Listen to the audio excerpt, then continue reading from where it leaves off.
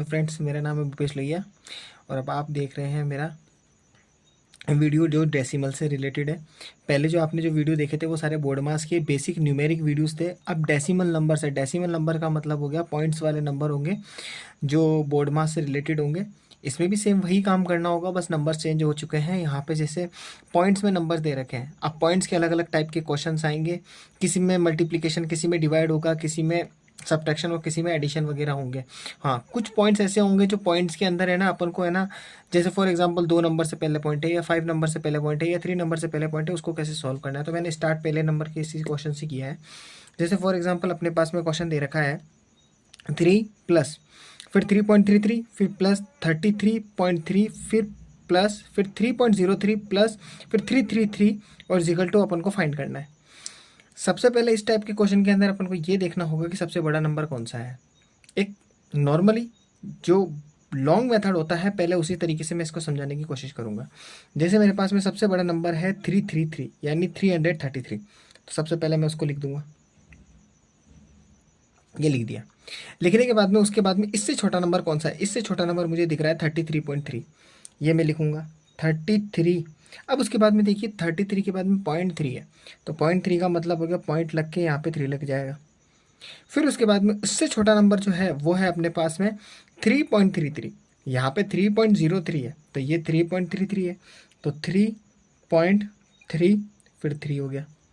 फिर उससे छोटा नंबर है 3.03, तो यहाँ पे 3.03 और उससे छोटा नंबर अपने पास में आ गया वो है 3। ठीक है, ये अपन ने 3 लिख लिया और पॉइंट लगा दिया। अब पॉइंट मैंने क्यों लगाया उसका रीज़न, यहाँ पे 3 लिख रखा है, पॉइंट के अंदर यहाँ 0.3 लिखा हुआ है, यहाँ 3.3 लिखा हुआ है, यहाँ 3 लिखा हुआ है। अब मुझे क्या करना पड़ेगा इस क्वेश्चन को सॉल्व करने के लिए ना, जहाँ जहाँ पे गैप दिखा हुआ है, जहाँ पे कुछ भी नहीं है ना, अपने मन से जीरो लगाने होंगे। जहाँ पॉइंट नहीं है वहाँ पॉइंट भी लगाना है। कैसे लगाना है, यहाँ पॉइंट नहीं है तो पॉइंट लगा दो, यहाँ जीरो लगा दो, फिर यहाँ पे अगर 3 के आगे कुछ भी नहीं है तो जीरो लगा दो, और यहाँ 0 के आगे फिर जीरो लगा दो, यहाँ पे भी जीरो लगा दो, यहाँ पे भी जीरो लगा दो, और ये बेसिक सी इक्वेशन टाइप बन जाएगी और इसको आसान हो जाएगा सॉल्व करना। ये साधारण तरीका है प्लस करने का डेसिमल नंबर में।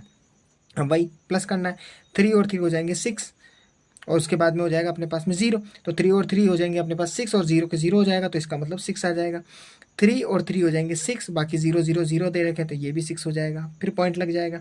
अब 3 देखो, 1 2 3 4 5, 3 5 टाइम्स है, तो 3 6 9 12 15, या तो ऐसे करो या फिर 3 5 जो सीधा सीधा 15 कर लो, तो 15 का 5 यहाँ पे लिख दिया, यानी जो वंस होता है इंग्लिश के अंदर, जिसे अपन हिंदी में बोलते हैं इकाई अंक, इकाई अंक को यहाँ लिख देंगे और उसके बाद में इसकी जो कैरी है वो ऊपर लगा देंगे। अब हमें 1 और 3 होते हैं 4, 4 और 3 हो जाएंगे अपने पास में 7, तो 7 यहाँ लग गया और उसके बाद में 3 का 3 उतर गया, तो फाइनली इसका जो आंसर आएगा 375.66 आंसर आएगा इसका। ये सीधा शॉर्टकट तरीका होता है, इसमें ज़्यादा टाइम नहीं लगता है, इसमें 10 से 15 सेकंड लगते हैं लिखने में, सॉल्व करने में 10 सेकंड लगते हैं ज़्यादा से ज़्यादा। फाइनली घुमा फिरा के ना 1 मिनट के अंदर ये क्वेश्चन सॉल्व हो जाता है। इससे भी बड़ा वाला क्वेश्चन भी 1 मिनट में सॉल्व हो सकता है आसानी से, बस लिखने की स्पीड तेज होनी चाहिए। ठीक है, नेक्स्ट क्वेश्चन है अपने पास में 0.14 इंटू 0.14 ब्रैकेट के अंदर दे रखा माइनस, फिर 2 इंटू 0.14 इंटू 5.14, फिर प्लस 5.14 इंटू 5.14। अब इस टाइप के क्वेश्चन को है ना सॉल्व है ना अपन है ना 2 तरीके से कर सकते हैं। 2 तरीके से कैसे, एक तो हो गया नॉर्मली वही मल्टीप्लाई करो, मल्टीप्लाई करने के बाद में जो आ रहा है नंबर उसमें से माइनस करो या फिर प्लस करो, एक तो वो मेथड। और एक दूसरा तरीका ये है, इसमें है ना मेरे को एक झलक दिख रही है, वो किस चीज़ की दिख रही है, एक फॉर्मूले की। फॉर्मूला किस टाइप का बन रहा है, मैं आपको ABCD के रूप में लिख के दिखा रहा हूँ वो कैसे बनेगा।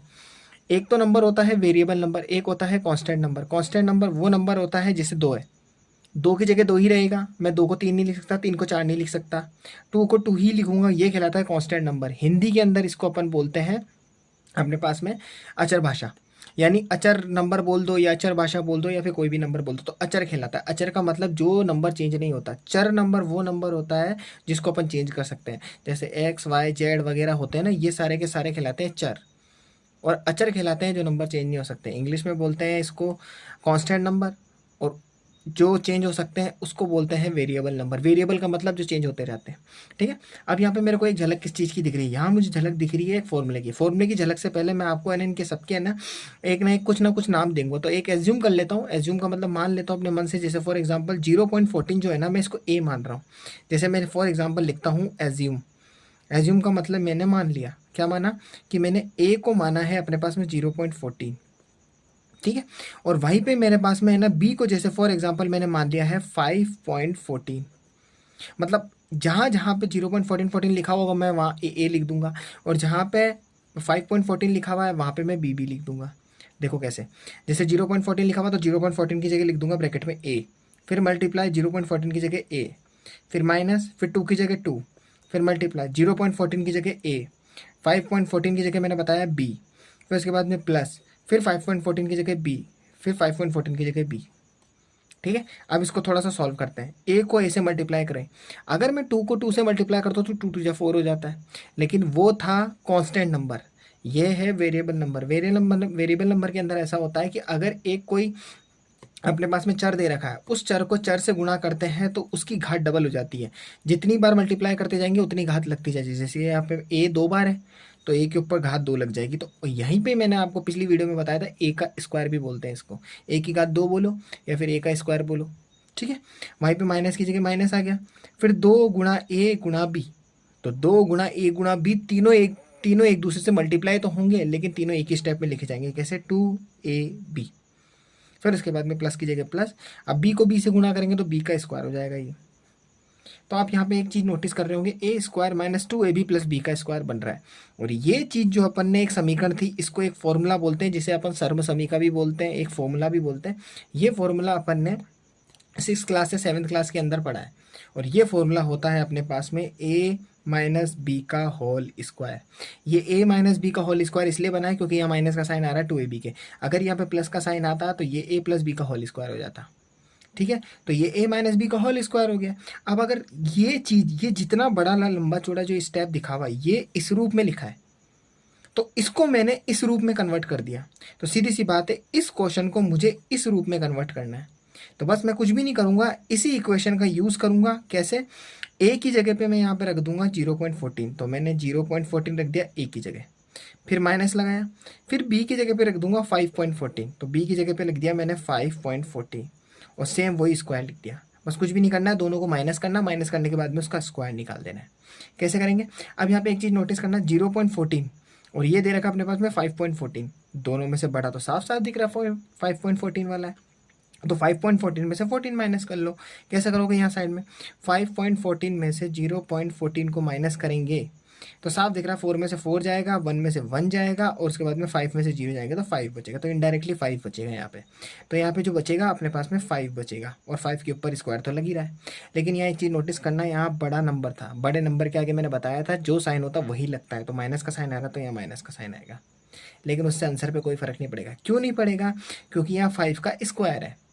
तो इसका मतलब 5 2 बार लिखा है, 5 नहीं, माइनस का 5 2 बार लिखा है। कैसे, माइनस का 5 इंटू माइनस का 5, ऐसे 2 बार लिखा है।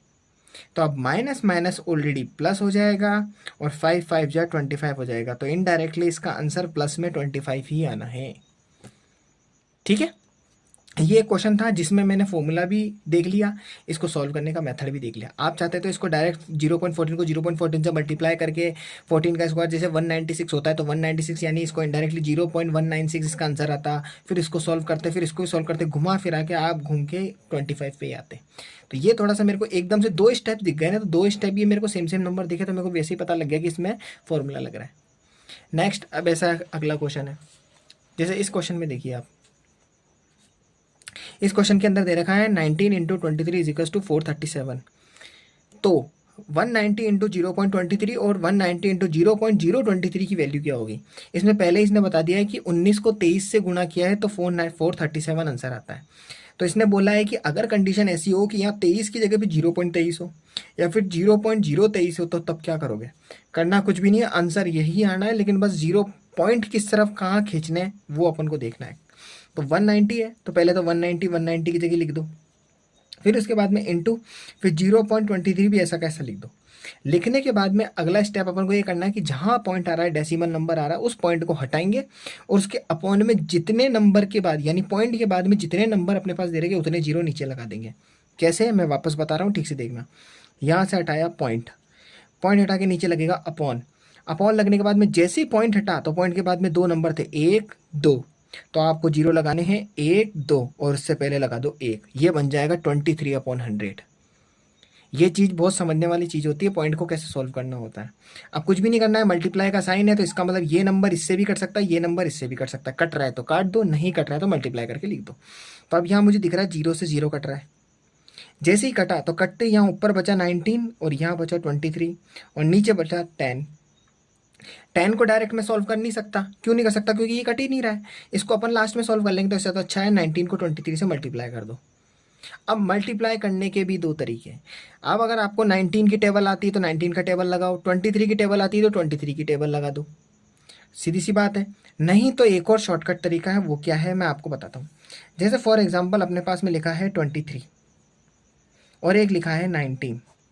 इमेजिन करिए आपको 19 की टेबल नहीं आती है या 23 की टेबल नहीं आती है, तो आप क्या करोगे, जो तरीका इस्तेमाल कर रहे हैं ये बड़ी टेबल्स में लगेगा। जैसे मान लो 43 से मल्टीप्लाई करना हो या किसी नंबर से निकाल उसके अंदर टेबल नहीं आती हो, तो उस कंडीशन में कैसे इस्तेमाल करेंगे।